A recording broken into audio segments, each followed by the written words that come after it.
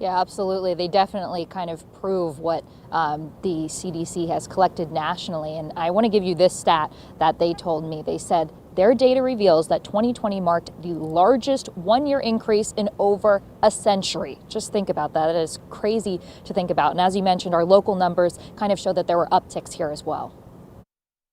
Let's start with our sources. Bob Anderson, Chief of Mortality Statistics at the CDC's National Center for Health Statistics, and police data from D.C., Fairfax, and Prince George's counties. We did see a 30% increase in homicides from 2019 to 2020, which is really staggering. What he calls the largest one-year increase in homicides in over 100 years. Not the most homicides recorded. He says that was in 1974, the biggest increase.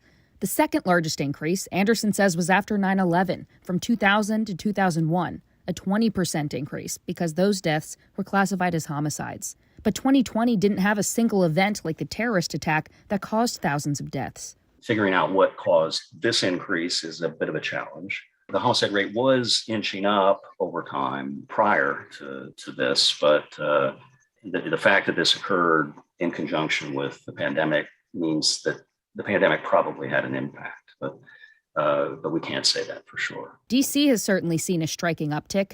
2020 reported a 16-year high for homicides, and 2021 is up 9% from the same time last year, according to police data. Fairfax County has already surpassed its total homicides for 2020, and in Maryland, Prince George's County is on track to beat last year's total. A lot more research is going to need to be done to sort out the reasons exactly why this happened.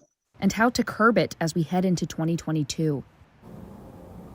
Anderson says this data isn't finalized yet because death investigations cause a bit of a lag in reporting, but he expects to have all those final numbers by mid-December. Now, he also shared a surprising stat with me. He says their data shows that the suicide rate dipped in 2020, whereas many people, including him, expected that to increase as well.